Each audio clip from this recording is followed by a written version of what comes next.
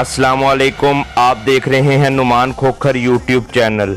आज की इस वीडियो में हम इंस्पेक्टर पुलिस अहमद यार खान की कहानी उन्हीं की ज़ुबानी बयान करेंगे जिनको एक मेजर के कत्ल की तफ्तीश के दौरान अगवा कर लिया गया था और इनको भी कत्ल करने लगे थे, लेकिन क्या मौजज़ा हुआ कि ये बच निकले। इस कहानी में हाई लेवल के लोगों के अंदरूनी राज भी बताए गए हैं। इनकी खुफिया डांस पार्टीज़, मॉडर्न लड़कियां कैसे इन लोगों के जाल में फंसती हैं और उनका क्या हश्र होता है। ये कहानी तवील है, लेकिन इसमें वो राज आपको पता चलेंगे जिनका आम आदमी सोच भी नहीं सकता। ये जो पूरी वीडियो देखेगा वही इन बातों को जान पाएगा। ये हक़ाइक़ यकीनन हैरानकुन और सनसनीखेज़ हैं। तो आइए वीडियो शुरू करते हैं। दूसरी जंगे अजीम का दूसरा साल था। हिंदुस्तान की चूंटियों के भी पर निकल आए थे। ये पर फौजी सामान सप्लाई करने की ठेकेदारियों ने मुहैया किए थे। पूरा हिंदुस्तान फौजी कैंप बन गया था। जिस किसी ने फौजी नौकरी की कभी सोची भी नहीं थी वो भी भर्ती हो गया। फौजी भर्ती का म्यार सिर्फ ये रह गया था कि जवान चलने फिरने और राइफल उठाने के काबिल हो। सप्लाई की ठेकेदारियों का ये आलम था कि दर्जी सुबह शाम वर्दियां तैयार करते रहते थे, बढ़ई लकड़ी के खोखे बनाते रहते थे, राज मजदूर छावनियों में बारकें बनाते दिखाई देते थे। जगह जगह आर्जी हवाई अड्डे बनने लगे। बेरोजगारी ख़त्म हो गई और घरों में पैसा आम हो गया। जिन लोगों ने वर्दियां, लकड़ी के बक्से और दीगर सामान सप्लाई करने के ठेके लिए वो रात ही रात लखपति हो गए। जंग से पहले का परसा दुकानदार जंग के दूसरे साल Lala Paras Ram military contractor and supplier बन गया।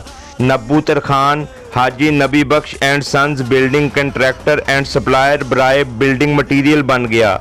इतनी ज़्यादा दौलत ने इन लोगों के दिमाग ख़राब कर दिए जिनके तसव्वुर में भी कभी इतनी ज़्यादा दौलत नहीं आई थी। इस कबील के मुसलमान, हिंदू और ईसाई देसी अंग्रेज़ बन गए। उन्होंने अपनी बेटियां आज़ाद कर दी और वो अंग्रेज़ अफसरों से मिलने जुलने लगी। जो नौदौलती शादीशुदा थे उन्होंने पुराने मॉडल की बीवियों से बदसलूकी शुरू कर दी। खुसूसन मुसलमानों में तलाक और दूसरी शादियों के वाक़यात ज़्यादा हुए। मुसलमान के पास जब दौलत आती है तो वो सबसे पहले दूसरी शादी की सोचता है।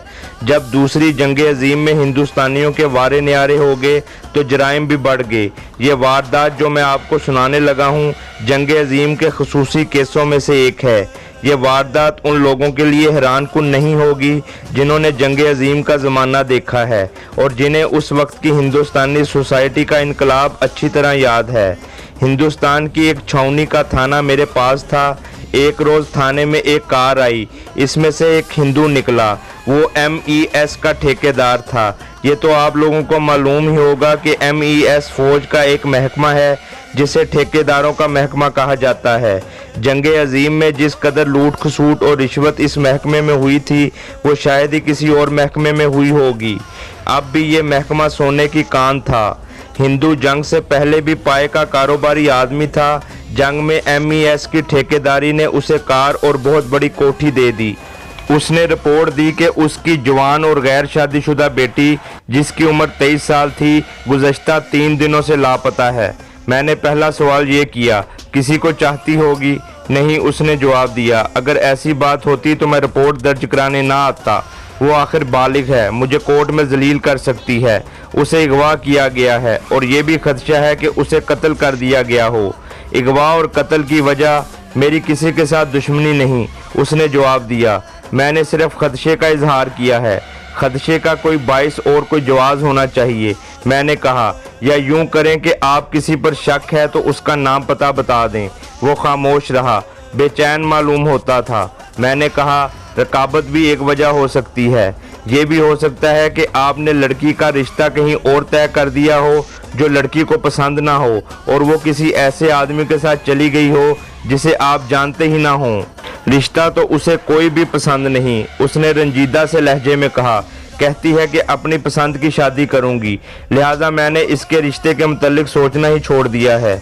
तो इसका मतलब ये हुआ कि लड़की आज़ाद है? मैंने कहा, बल्कि सरकश और बागी कहा जाए तो मुनासिब होगा, यानी जिस लड़की के आगे बाप ने भी हथियार डाल दिए हैं वो सरकश ही होगी, ज़रूरत से ज़्यादा सरकश है, उसने जवाब दिया। और उसने झिझक कर कहा, और वो गैर मामूली तौर पर खूबसूरत है। उसने एक लिफाफे में से 2 तस्वीरें निकालकर मेरे आगे रख दी। दोनों लड़की की थीं, पोज मुख्तलिफ थे, एक सामने का और एक पहलू का, यानी प्रोफाइल। वो वाकई गैर मामूली तौर पर खूबसूरत थी। मैं सिर्फ ये मालूम करना चाहता हूँ कि वो कहाँ है।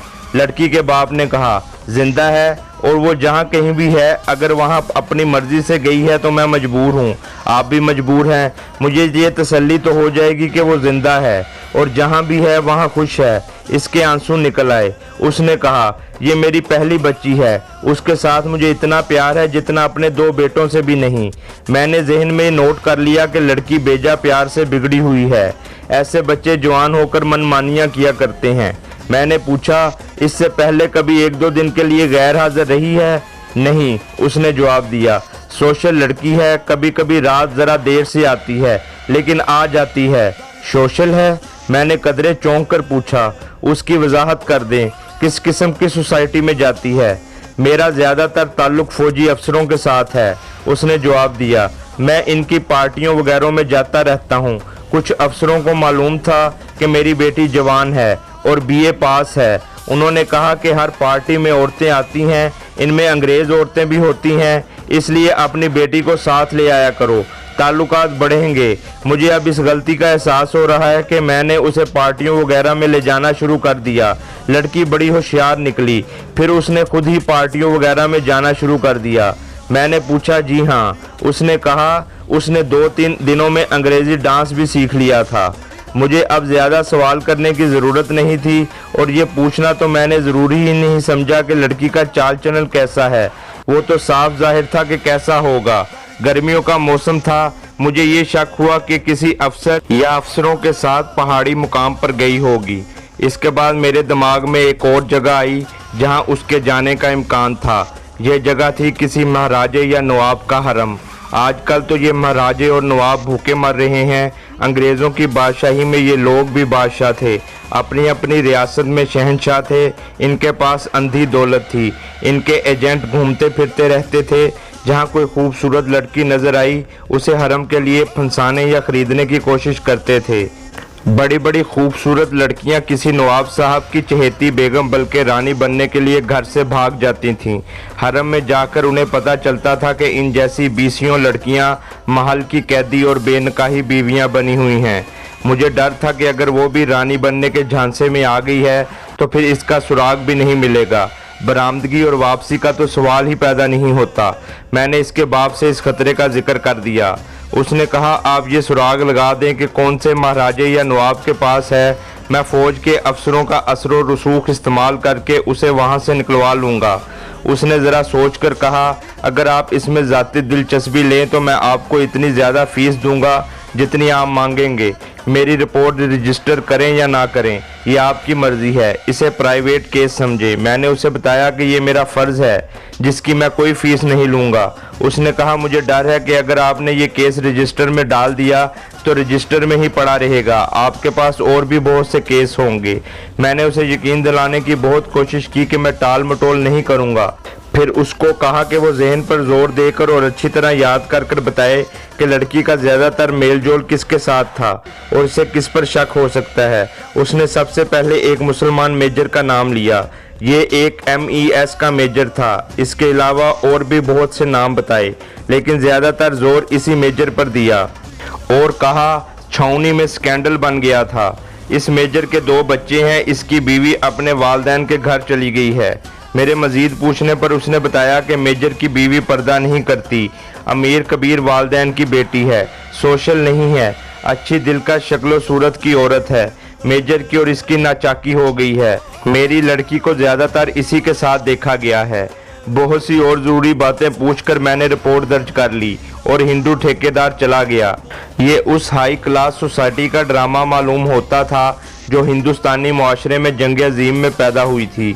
ये हराम की दौलत की पैदावार थी। जब मुल्क तकसीम हुआ तो ये सोसाइटी पाकिस्तान के हिस्से में भी आई। इसकी आमदनी का जरिया सरकारी ठेकेदारियां और रिश्वत थी। इसलिए इस सोसाइटी ने अपने आप को ज़िंदा रखने के लिए पाकिस्तान की बुनियाद ही ठेकेदारियों और रिश्वत पर रखी। अब आप अपने मुल्क में मुआशरे की इस क्लास को देख सकते हैं। इन लोगों के घरों में यही हरकतें होती हैं जो मैं आपको सुना चुका हूँ। बेटियाँ सोशल हर किसी से मिलती मिलाती और बदकारियाँ करती हैं। खामदों और बीवियों में नाचाकी रहती है। लड़कियां मनमानी करती हैं, मगर पुलिस तक वारदात नहीं पहुंचती, क्योंकि इस बेहयाई और बदकारी को इन लोगों ने तहजीब में शामिल कर लिया है। इस हिंदू ठेकेदार ने अपनी बेटी की गुमशुदगी की रिपोर्ट इसलिए दी थी कि अभी वो लड़की की इस हरकत को जुर्म समझ रहा था। नई तहजीब ने अभी जड़ नहीं पकड़ी थी। खुद मेरे लिए भी ये हरकतें नई और काबिल एतराज़ थीं और हैं। मुझे जब ये पता चला कि एक हिंदू लड़की की वजह से एक मुसलमान घराना उजड़ रहा है, तो मैंने इस केस में ज़ाती दिलचस्पी लेने का इरादा कर लिया। छावनी में ये सहूलत होती है कि वहाँ अफसरों के बैरों, खानसामों और भंगियों की एक फ़ौज रहती है। ये लोग पुलिस के लिए कारआमद होते हैं। मैं उन्हें बेहतरीन मुखबर समझा करता था। पुलिस के खिलाफ भी मुखबरी करते थे और हक भी। देसी अफसरों और उनकी बीवियों के लिए इधर उधर नाजायज़ तल्लुकात में ये लोग ख़ास पार्ट अदा करते थे। कोठियों और बंगलों के अंदर की दुनिया की सही खबरें देते थे। मैंने इनसे कमोबेश 20 आदमी अपनी मुखबर पलटन में शामिल कर रखे थे। ये केस चूँकि MES के एक ठेकेदार की बेटी का और MES के ही एक मेजर का था, इसलिए मैंने MES के ऑफिसर्स मेस के 2 खुसूसी बैरों को बुलवाया। वो रात को काम से फारग होकर आए। लड़की के मुतल्लिक उन्होंने नहायत दिलचस्प और लजीज बातें बताईं और कहा कि अंग्रेज़ अफसर अपनी मेमो को भूल गए हैं। इन बैरों की इतला के मुताबिक लड़की ऑफिसर्स मेस के बड़े खाने में ज़रूर जाती है, अंग्रेज़ अफसरों के साथ डांस करती है और इसका बाप भी साथ होता है। इन दोनों ने लड़की के हुस्न की तारीफ़ें अपनी ज़ुबान और इस्तिलाहों में बड़े ही इश्तियाल अंगेज़ अंदाज से की। मेजर मुसलमान के मुतल्लिक उन्होंने बताया कि उसकी उम्र 30 साल से ऊपर हो गई है, अय्याश आदमी है, ठेकेदारों से बहुत रिश्वत लेता है। उसकी बीवी खूबसूरत है और इसके 2 बच्चे हैं। वो कभी मेस में नहीं आई। वो छावनी में एक बंगले में रहती है। इन बैरों की मार्फत अगले रोज़ बंगले के 2 और मुलाजम आ गए। ये दोनों मुसलमान मेजर के बंगले के पड़ोस के बंगलों में मुलाजम थे। उन्होंने बताया कि ये हिंदू लड़की कभी कभी इस मेजर के घर आती है और उन्हें बाहर भी इकट्ठे देखा गया है। अफसरों में उठने बैठने वाली ये एक ही लड़की नहीं थी, और भी बहुत सी हिंदू, सिख और ईसाई लड़कियां एडवांस हो गई थीं। मुझे ये सुनकर बहुत अफसोस हुआ कि उनमें मुसलमान लड़कियां भी थीं। इन सब के बाप या खामद उन्हें अंग्रेज़ अफसरों से मिलवा कर बल्कि उनके हवाले करके फ़ख्र किया करते थे। लेकिन ये हिंदू लड़की जो लापता हो गई थी बहुत मशहूर थी। मुसलमान मेजर के मुतल्लिक उन्होंने बताया कि अय्याश और शराबी है। तकरीबन 1 महीने से वो बंगले में अकेला रहता है। इसकी बीवी अपने वालिदैन के घर चली गई है। मियाँ बीवी में इस लड़की पर झगड़ा रहता था। एक घरेलू मुलाजम ने यह भी वसूख से बताया कि मेजर की बीवी के एक आदमी के साथ ताल्लुकात हैं। बीवी इसी शहर के मज़ाफ़ाती इलाके में रहती थी। इसका बाप अमीर किस्म का जमींदार था। अराजी मज़ारों के सुपुर्द थी। बहरहाल ये सब हराम की दौलत, बेजा आज़ादी और अंग्रेज़ों की नकल करते हुए बेहया होने का चक्कर था। मैंने इस मेजर के खानसामे को छावनी के दूसरे मुलाजमों की मार्फत काबू कर लिया। इसने मेजर का चाल चलन वही बताया जो दूसरे बता चुके थे। बहुत देर तक पूछगछ करने के बाद नई बात ये सामने आई कि एक अंग्रेज़ लेफ्टिनेंट कर्नल जिसका नाम जॉनसन बताया गया अक्सर इस मेजर के घर आता है। 2-3 बार ये लड़की भी कर्नल जॉनसन के साथ आई थी। तीनों अलग कमरे में बैठे शराब पीते रहे थे। खानसामे ने यह भी बताया कि मेजर की बीवी का एक अमीर करीब आदमी के साथ दोस्ताना है। उसका असल नाम कुछ और ही था, आप इसे अरशद कह लें। ये आदमी मेजर के ससुराल की बरादरी का था। मेजर की बीवी कोई 2 महीने से मेजर के साथ खिंची खिंची रहने लगी और उसने अरशद के साथ इस हद तक दोस्ताना कर लिया कि मेजर की मौजूदगी में अरशद के साथ बाहर चली जाती थी। ये भी इंकशाफ हुआ कि 2 दफ़ा कर्नल जॉनसन मेजर की गैर हाजिरी में मेजर की बीवी के पास आया और बीवी ने उसे बड़े गुस्से से घर से निकाल दिया। खानसामे ने मेरे पूछने पर बताया कि गुज़श्ता 1 हफ्ते से ये हिंदू लड़की मेजर के पास नहीं आई। इसका मतलब ये था कि लड़की अगर मेजर की खातिर घर से निकली है तो वो कहीं और रूपोश है। मुझे ये सवाल परेशान कर रहा था कि इतनी आज़ाद लड़की अगर मेजर के साथ शादी करना चाहती है तो उसे घर से भागने और रूपोश होने की क्या ज़रूरत है। इसके बाप ने उसकी शादी उसी की मर्जी पर छोड़ दी थी। ये भी हो सकता था कि बाप ने इसे ये भी कहा हो कि अगर इसने मुसलमान के साथ शादी की तो उसे कत्ल करा दिया जाएगा। फिर ये ख्याल भी आया कि मेजर अपनी बीवी को तलाक देकर शादी करेगा, और फिर ये ख्याल भी आया कि ये मेजर मुसलमान बिल्कुल ही बेकसूर हो सकता है। तमाम इम्कानात पर गौर करके मैंने सबसे पहले मेजर की बीवी से मिलने का फैसला किया। कोरा जहन लेकर मेजर से मिलना बेकार था। ये तो हो ही नहीं सकता था कि वो कह देता कि जी हाँ, लड़की मेरे पास है। मैंने उसके मुतल्लिक ज़्यादा से ज़्यादा मालूमात फराहम करके इसे घेरना बेहतर समझा था। इसकी बीवी के घर जाकर मैंने उसके बाप से मिला और उसे बताया कि एक हिंदू लड़की लापता हो गई है, जिसके बाप ने मेजर पर शक किया है, और मैं मेजर की बीवी से मेजर के चाल चलन और इस लड़की के साथ ताल्लुकात के मुतल्लिक कुछ मालूम करना चाहता हूँ। बाप ने यानी मेजर के ससुर ने मेजर के खिलाफ बहुत सी बातें की, जिनमें से कोई भी एक बात मेरे काम नहीं आ सकती थी। अपने दिल का गुबार निकालकर उसने मुझे अपनी बेटी से मिलने की इजाज़त दे दी। इस लड़की को औरत कहना ज़्यादती थी। वो जवान लड़की थी, 2 बच्चों की माँ होते हुए असल उम्र से छोटी लगती थी। उसे देखकर मुझे हैरत हुई कि मेजर इतनी दिलकश लड़की के मुकाबले में किसी और को पसंद करता है, लेकिन मेजर अयाशियों का दिलदादा था। मेजर की बीवी के मुतल्लिक मैंने ये राय कायम की कि इसे देखकर कोई भी नज़रअंदाज नहीं कर सकता था। उसने जब से मेरे साथ बातें शुरू की तो मुझे मालूम हुआ कि वो सीधी सादी घरेलू औरत नहीं, बातें पुरअसर करती थी और बोलने का अंदाज बावकार था। वो अपनी हैसियत, अपने हुस्न और अपनी कदर कीमत से पूरी तरह आगाह थी। उसने बताया कि उसे घर में रुपए पैसे की कोई तंगी नहीं, बल्कि घर में पैसा ही पैसा था। ये सब ठेकेदारों से ली हुई रिश्वत थी। इस अंधे पैसे ने इसके खामद को पापी बनाया। रिश्वत की पहली रकम घर आते ही उसने शराब पीने शुरू कर दी।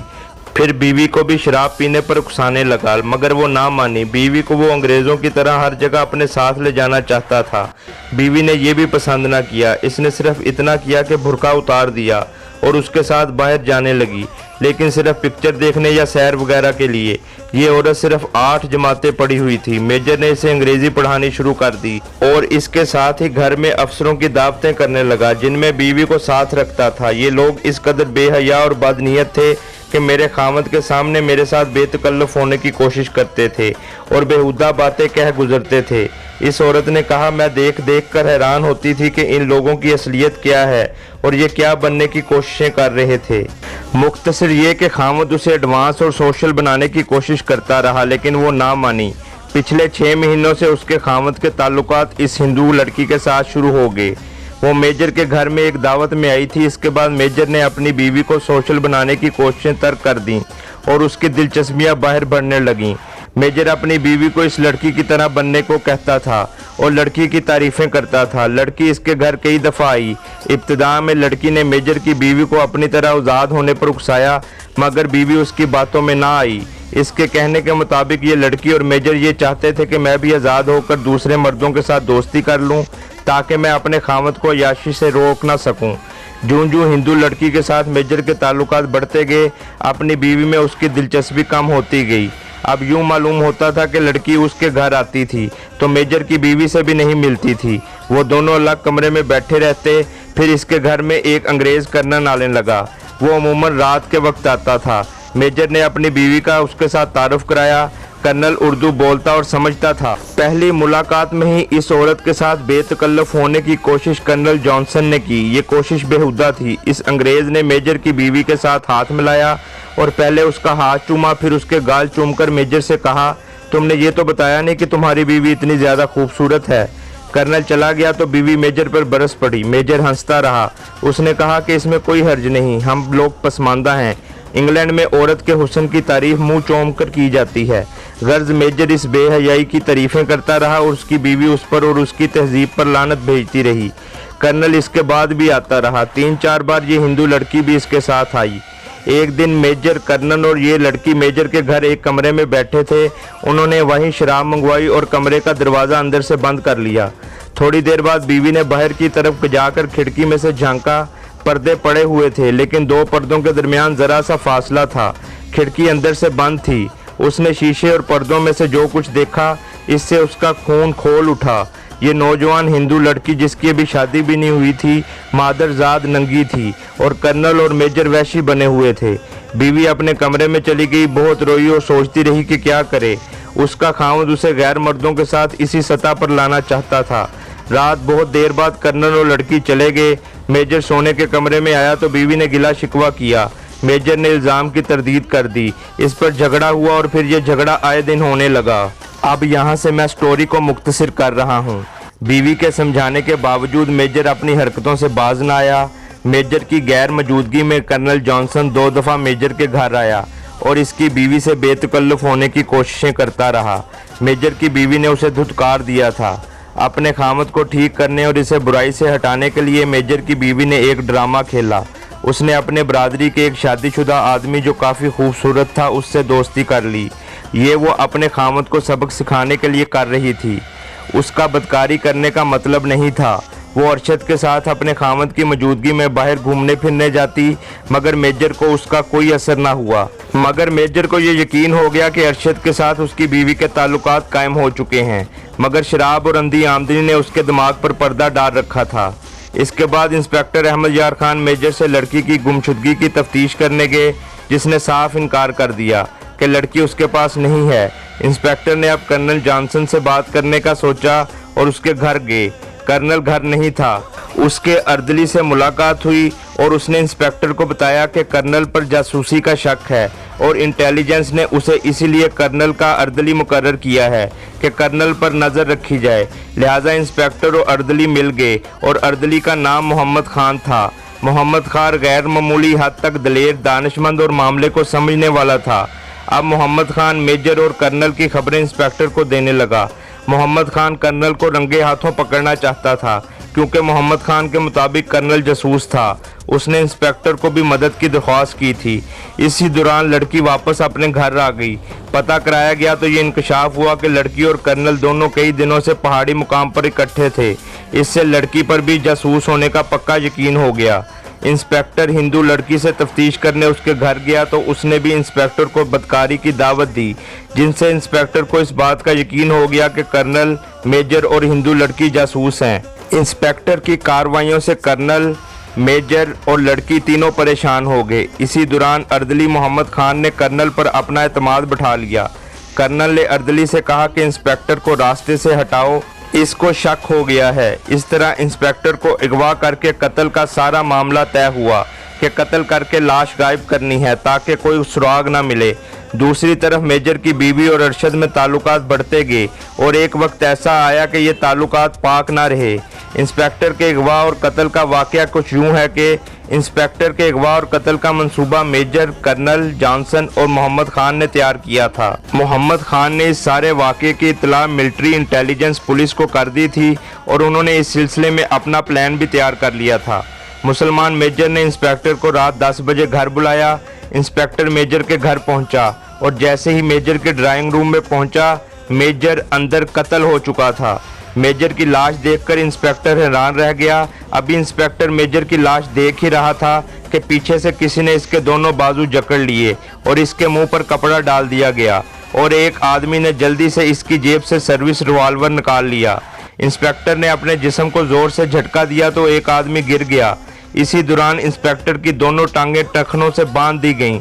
इंस्पेक्टर नीचे गिरने लगा तो 2 आदमियों ने इसे थाम लिया। इंस्पेक्टर के बाजू और टांगें बांधी जा चुकी थीं। ये सारा वाकया चंद सेकंड में हुआ था। इंस्पेक्टर को संभलने का मौका भी नहीं दिया गया था, जिससे ये जाहिर होता था कि ये बहुत तजर्बाकार और माहिर लोग थे।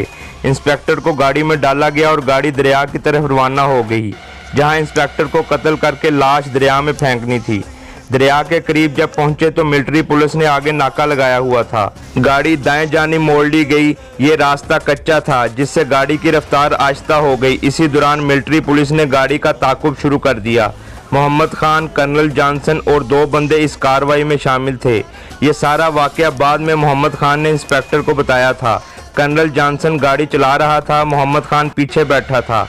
उसने आगे बढ़कर गाड़ी को बंद कर दिया और चाबी निकाल ली और फुर्ती से गाड़ी का दरवाज़ा खोलकर बाहर निकल गया और पिस्तौल निकालकर कर्नल जॉनसन पर तान लिया। इसी दौरान मिलिट्री इंटेलिजेंस पुलिस पहुंच गई, जो पहले ही ताकुब कर रही थी।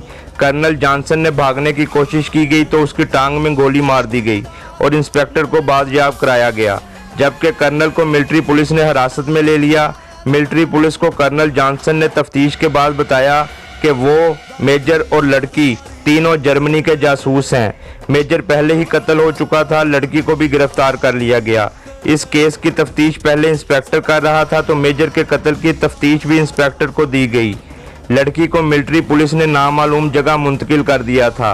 कुछ दिन बाद इंस्पेक्टर मेजर के कत्ल की तफ्तीश के लिए उस लड़की के पास गया तो उसकी हालत बड़ी ख़राब थी। उसे बिल्कुल बगैर कपड़ों के एक कमरे में रखा गया था और 4 से 5 अंग्रेज उससे सुबह शाम ज्यादती करते थे। इंस्पेक्टर से उसकी हालत देखी नहीं गई और वो चंद बातें पूछकर वापस आ गए। दूसरी तरफ अरशद, जिसके मेजर की बीवी से ताल्लुकात थे, उसकी बीवी फौत हो गई, जिसके बारे में पता चला कि पहले बिल्कुल ठीक थी, 3-4 दिन के अंदर ही बीमार होकर फौत हो गई। चूंकि इंस्पेक्टर इस सिलसिले में पहले ही तफ्तीश कर रहा था, मेजर के कत्ल की तफ्तीश के लिए अरशद को हिरासत में लिया गया। उसने मेजर और अपनी बीवी के कत्ल का इतराफ़े जुर्म कर लिया। अरशद ने अपनी बीवी को स्लो पॉइजन देकर कत्ल किया था, जबकि मेजर को घर में घुसकर चाकू के वार करके कत्ल किया था और फरार हो गया था।